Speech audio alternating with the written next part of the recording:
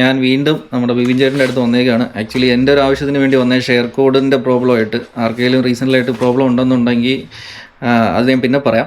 ഇപ്പം ഞാൻ ഇന്ന് ഇവിടെ ബിബിൻ ചേട്ടൻ്റെ അടുത്ത് ഇരിക്കുന്നത് COS, അതുപോലെ COS റിന്യൂവൽ, അതുപോലെ സ്പോൺസർഷിപ്പ് റിലേറ്റഡ് ആയിട്ടുള്ള റീസെൻ്റായിട്ടുള്ള ഡൗട്ട്സും എല്ലാവർക്കും ഉള്ള ഡൗട്ട്സ് റിലേറ്റഡ് ആയിട്ടുള്ള കാര്യങ്ങൾ ബിബിൻ ചേട്ടൻ എക്സ്പ്ലെയിൻ ചെയ്യും.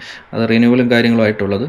അപ്പോൾ നമുക്ക് ബാക്കി ബിബിൻ ചേട്ടൻ പറയുന്നേ. ഹരീഷ് നമസ്കാരം. ഹരീഷ് വീണ്ടും എത്തിയിരിക്കുകയാണ്. ഹരീഷ് ഇപ്പം വന്നപ്പോൾ തന്നെ ചോദിച്ച ആദ്യം ചോദ്യം, ഞങ്ങളുടെ റിന്യൂവൽ അടുത്ത് വരുന്നു, അപ്പം ഞങ്ങൾ എന്ത് കൊടുക്കണം? ഇതാ ഇപ്പോഴത്തെ ഏറ്റവും കൂടുതലുള്ള ഒരു ചോദ്യമാണ്. ഞങ്ങൾ റിന്യൂവൽ ഇപ്പം ആദ്യമായിട്ട് നിങ്ങൾ നാട്ടിൽ നിന്ന് വന്നവരായിരിക്കാം, അല്ലെങ്കിൽ ഏതെങ്കിലും ഒരു സ്റ്റുഡൻറ്റ് വിസയിൽ നിന്ന് സ്വിച്ച് ആയാലും PSW നിന്ന് സ്കിൽഡ് വർക്കിലേക്ക് സ്വിച്ച് ആയാലും ഒട്ടുമിക്ക ആൾക്കാരെല്ലാം ആദ്യത്തെ റിന്യൂവലായി. കാര്യം 2 വർഷം COS ആയിരിക്കും ആദ്യം കിട്ടിയത്, അല്ലെങ്കിൽ ഒരു 3 വർഷം COS ആയിരിക്കും കിട്ടിയത്. അപ്പോൾ റിന്യൂവലിൻ്റെ ഒരു സമയം അടുത്ത് വന്നുകൊണ്ടിരിക്കുക. അപ്പം എൻ്റെ അത് 1-2 പ്രത്യേകം ശ്രദ്ധിക്കേണ്ട കാര്യങ്ങൾ. നിങ്ങളിപ്പോൾ ഒരു സെയിം എംപ്ലോയർ അടുത്ത് തന്നെ 2 വർഷമായി അവിടെ തന്നെ തുടരുവാണ്. ഗവൺമെൻറ് ഒത്തിരി ഗൈഡ് ലൈൻസ് വെബ്സൈറ്റിൽ പറയുന്നുണ്ട്, പക്ഷെ അതൊന്നും ഇപ്പം അവർ തന്നെ പാലിക്കുന്നില്ല ടൈം ഫ്രെയിം വെച്ച്.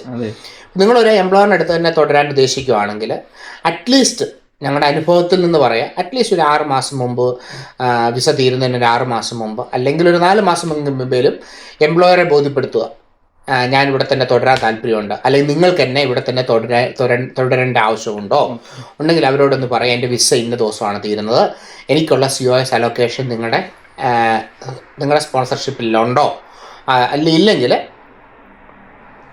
എനിക്ക് വേണ്ടി ഒന്ന് റിക്വസ്റ്റ് ചെയ്യാമോ, അതാണ് ഉറപ്പ് വരുത്തേണ്ടത്. അപ്പോൾ ചിലപ്പോഴും ഈ കൊണ്ടുവന്ന നിങ്ങളൊരു ഏജൻസി വരെ ആയിരിക്കും വന്ന്, അല്ലെങ്കിൽ നിങ്ങളുടെ പേപ്പർ വർക്ക് ചെയ്ത ആൾ ചിലപ്പോൾ അവിടുന്ന് പോയി കാണും, അല്ലെങ്കിൽ നിങ്ങളെ കൊണ്ടുവന്ന ഏജൻസിയുമായിട്ട് ഇപ്പോൾ ആ എംപ്ലോയർക്ക് ഒരു ടൈപ്പ് ഇല്ലായിരിക്കും. അപ്പം എംപ്ലോയർ ഒരു COS ഉണ്ടല്ലോ, ഈ COS അലോക്കേഷൻ ഒരു എക്സ്പയറി ഡേറ്റ് ഉണ്ട്. ഇപ്പം ഹരീഷിൻ്റെ വിസ ജനുവരിയിലാത്തിരുന്നെങ്കിൽ നമ്മൾ ചിലപ്പോൾ നോക്കുമ്പോൾ COS കാണുമായിരിക്കും. അപ്പോൾ COS എന്നാൽ ഈ ഡിസംബറിലായിരിക്കും അവർ അലോക്കേഷൻ തീരുന്നെങ്കിൽ നമുക്കിത് പിന്നെ ജനുവരിയിൽ യൂസ് ചെയ്യാൻ പറ്റത്തില്ല. ഈ COS പിന്നെ ഡിസപ്പിയർ ആയിപ്പോൾ സിസ്റ്റത്തിൽ, പിന്നെ അത് അതിനൊരു അലോക്കേഷൻ വരുന്നുണ്ട്. അതൊക്കെ ഒത്തിരി ബുദ്ധിമുട്ടുള്ള കാര്യങ്ങൾ ഇപ്പോഴത്തെ. ആദ്യത്തെ കാര്യം, എംപ്ലോയറോട് പറയുക 6 മാസം മുമ്പ് അല്ലെങ്കിൽ 4 മാസം മുമ്പ് എനിക്ക് പുതുക്കാൻ താല്പര്യമുണ്ട്. നിങ്ങളുടെ COS ഇല്ലെങ്കിൽ നിങ്ങളുടെ എംപ്ലോയറോട് റിക്വസ്റ്റ് ചെയ്യാൻ പറയാം. ഹോം ഓഫീസിൻ്റെ വെബ്സൈറ്റിൽ തന്നെ പറയുന്നത് 18 ആഴ്ച വരെ എടുക്കാം അഡീഷണൽ COS അലോക്കേഷൻ എന്നാണ് പറയുന്നത്. പക്ഷേ 18 ആഴ്ചയും 20 ആഴ്ചയൊക്കെ കഴിഞ്ഞിട്ടും വരാത്തവരുണ്ട്. പിന്നെ പ്രയോറിറ്റി സിസ്റ്റം ഒട്ടുമിക്കുന്നു ഇപ്പോൾ വർക്ക് ചെയ്യുന്നില്ല. അപ്പം നേരത്തെ 9 മണിക്കായിരുന്നു രാവിലെ 50 പ്രയോറിറ്റി അപ്ലൈ ചെയ്ത് കിട്ടുമായിരുന്നു. പ്രയോറിറ്റി ആപ്ലിക്കേഷൻ COS അലോക്കേഷൻ വേണ്ടി അത് ഒരു 7 മണിക്കിലേക്കാക്കി. കഴിഞ്ഞ ഏതാനും ആഴ്ചകളായിട്ട് കണ്ടുവരുന്ന ഒരു പ്രതിഭാസമാണ്. ആർക്ക് അപ്ലൈ ചെയ്തിട്ടും ഇതിൻ്റെ ലിങ്ക് പോലും വരുന്നില്ല. 200 പൗണ്ട് അടച്ച് ഇത് കിട്ടാൻ. പിന്നെ അങ്ങനെ കുറേ കാര്യങ്ങൾ ഇതിനകത്തുണ്ട്. അപ്പം ടെക്നിക്കൽ ഡിഫിക്കൽറ്റീസ് ഉണ്ട്. ഇപ്പോൾ ഹരീഷിന് തന്നെ അറിയാമല്ലോ, ഒരു 3-4 മാസത്തിന് മുമ്പ് ഹരീഷ് ഈ വിസ എടുത്തു, എല്ലാം കഴിഞ്ഞ് ഇപ്പോൾ പെട്ടെന്ന് ഹരീഷ് നാട്ടിലേക്ക് പോകാൻ വേണ്ടി ഷെയർ കോഡ്, ഇപ്പോൾ ഷെയർ കോഡില്ല, അപ്പോൾ ഈ വിസ ഇല്ലെന്ന് അവർ പറയും. ഈ വിസ എടുത്ത് ഈ വിസയുടെ പ്രിന്റഡ് കോപ്പി വരെ കയ്യിലിരിപ്പുണ്ട്. ഇപ്പം അൺഎക്സ്പെക്റ്റഡ് തിങ്സ് എമിഗ്രേഷനിലെ വെബ്സൈറ്റിലൊക്കെ സാധിക്കും.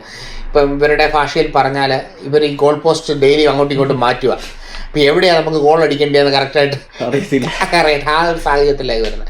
അപ്പോൾ COSൽ നിൽക്കുകയാണെങ്കിൽ, അല്ലെങ്കിൽ നിങ്ങൾ പുതുക്കാൻ വരുവാണെങ്കിൽ എത്രയും പെട്ടെന്ന് അവരെ അറിയിച്ചിട്ട് നിങ്ങളുടെ പുതുക്കുന്നതിന് മുമ്പാണെങ്കിൽ ഒരു മാസം, ഒരു 2 മാസത്തിന് 3 മാസം മുമ്പ് ഒരു ആപ്ലിക്കേഷൻ സബ്മിറ്റ് ചെയ്യാം, അല്ലെങ്കിൽ 2 മാസത്തിന് മുമ്പ് വരെ നമുക്ക് എല്ലാ കാര്യങ്ങളും ചെയ്യാം.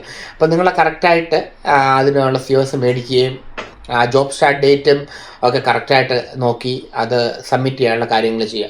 ഹെൽത്ത് കെയർ സെക്ടറിൽ വർക്ക് ചെയ്യുന്നവരോട് മാത്രം ആണെങ്കിൽ ഒരു റിക്വസ്റ്റ് നിങ്ങളുടെ എംപ്ലോയേഴ്സിനോട് ചോദിക്കുക. നിങ്ങളൊരു 2 വർഷമായി വന്നു, അല്ലെങ്കിൽ 3 വർഷമായി വന്നു, അടുത്ത റിന്യൂവൽ, അടുത്ത COS 5 വർഷത്തേക്ക് തരാമോ എന്ന് ചോദിക്കുക. ഒട്ടുമിക്ക ഹോമുകളും കൊടുക്കുന്നുണ്ട്. കാര്യം 2028 ശേഷം ഹെൽത്ത് കെയർ വർക്കറിൻ്റെ COS ഇല്ലെന്ന ഇപ്പോഴത്തെ നിയമമനുസരിച്ച് വെബ്സൈറ്റിൽ പറയുന്നത്. അപ്പോൾ അതിനുശേഷം 2028 മാർച്ചിന് ശേഷം വരുന്ന റിന്യൂവൽസിന് COS അലോക്കേഷൻ എങ്ങനെ കിട്ടുമെന്നൊരു വലിയ ചോദ്യചിഹ്നമായിട്ട് നിൽക്കുന്നു. അപ്പോൾ ഇപ്പോൾ ഒരു 5 വർഷം ഇപ്പോൾ COS കിട്ടും. ഒത്തിരി കാൻഡിഡേറ്റ്സ് കഴിഞ്ഞ ആഴ്ചകളിൽ തന്നെ നമ്മുടെ ഒരു 10-15 കാൻഡിഡേറ്റ്സ് ഇവിടുന്ന് നമ്മുടെ ഫില്ലപ്പ് ചെയ്ത് പോയി. അവർക്കെല്ലാം 5 വർഷം COS ആയിരുന്നു, അവർക്ക് 5 വർഷം ഗ്രാൻഡ് ചെയ്തു. ചില ഹോമുകളുടെ ചില ആൾക്കാർ പറയുന്നുണ്ട് 2028 ശേഷമുള്ള ഡേറ്റ് ഉള്ളവർക്ക് COS വിസ കിട്ടത്തില്ലെന്ന് പറയുന്നുണ്ട്. പക്ഷേ അങ്ങനെയൊന്നും ഇല്ല. 5 വർഷം 2030 വരെയുള്ള സ്റ്റാർട്ട് ഡേറ്റ് എൻഡ് ഡേറ്റ് ഇട്ട് കൊടുത്താലും കവറിംഗ് പീരീഡ് 5 വർഷം COS കിട്ടുന്നുണ്ട്. അതൊന്നും ഒരു വിഷയമായിട്ടേ ഇല്ല. അപ്പോൾ ഏറ്റവും ആദ്യം ആക്ട് ഫാക്ട്സ്, എത്രയും പെട്ടെന്ന് നമ്മൾ ആക്ട് ചെയ്യുക. നമ്മൾ അവിടെ തന്നെ തുടരുന്നുണ്ടെങ്കിൽ അവരോട് പറയുക, ഇല്ലെങ്കിൽ വേറൊരു എംപ്ലോയറെ നോക്കുക. വേറെ എംപ്ലോയറെ നോക്കുമ്പോൾ തന്നെ അവർക്ക് COS ഉണ്ടെന്ന് ചോദിച്ച് ഉറപ്പ് വരുത്തുക. അവർക്ക് ചിലപ്പോൾ അലോക്കേഷൻ ഡേറ്റ് കാണുമായിരിക്കും, COS കാണുമായിരിക്കും, പക്ഷേ ആ COS നമുക്ക് ഉപയോഗിക്കാൻ പറ്റുന്നതാണോ എന്ന് ഉറപ്പ് വരുത്തുക. അത് വളരെ ശ്രദ്ധിച്ച് പറയുന്നത്. ചിലപ്പോൾ പെട്ടെന്ന് ഒരു എംപ്ലോയർ കയറി നോക്കുമ്പോൾ ഒക്കെ അലോക്കേഷൻ 3 കിടക്കുന്നു, ഒക്കെ 3 പേരുടെ അലോക്കേഷൻ ഉണ്ട്. ഈ അലോക്കേഷൻ തീരുന്ന ഒരു ഡേറ്റ് താഴെ എഴുതുന്നുണ്ട്. അവരോട് ചോദിക്കണം, അലോക്കേഷൻ ഇത്ര ദിവസത്തേക്ക് വാലിഡ് ആണോ? എൻ്റെ വിസ ജനുവരിയിലാണ് തീരുന്നത്, നിങ്ങളുടെ അലോക്കേഷൻ ജനുവരിയിൽ തീരുന്ന അലോക്കേഷൻ ആണോ? അത് ചോദിച്ച് ഉറപ്പ് വരുത്തുക. ഡെയിലി 100 കണക്കിന് ആൾക്കാർ ഇത് കാരണം സ്ലോ ആകുന്നു. പിന്നെ ഒത്തിരി കാര്യങ്ങൾ ഇങ്ങനെ ഹൈ സ്ട്രീറ്റിൽ കേൾക്കുന്നുണ്ട്. COS ഇല്ലാതെ അപ്ലൈ ചെയ്താൽ അല്ല അങ്ങനെ ചെയ്യാം, അല്ലെങ്കിൽ ഫീ വേവറിങ്, അതിൻ്റെയൊക്കെ ഷോർട്ട് കട്ട്സ് അതൊക്കെ എത്രത്തോളം ഒക്കെ പ്രാബല്യത്തിൽ വരുമെന്ന് നമുക്ക് ഉറപ്പ് പറയാൻ പറ്റത്തില്ല. ഞങ്ങളുടെ എക്സ്പീരിയൻസ് വെച്ചാണെങ്കിൽ ഈ കഴിഞ്ഞ ഏതാനും മാസങ്ങളിലേക്ക് ഈ ഷോർട്ട് കട്ടുകളൊന്നും അത്ര നല്ലതായിട്ട് വർക്ക് ചെയ്യുന്നില്ല. കാര്യം ഫീ വേവറിങ്ങിലേക്ക് പോകുന്നവരുണ്ട്, പോയിട്ട് ഒരു കാരണവശാലും സ്കിൽഡ് വർക്ക് ഈ FLRലേക്ക് പോകാതെ തിരിച്ചു വരാൻ പറ്റുന്നില്ല. അങ്ങനെ ഒത്തിരി കാര്യങ്ങൾ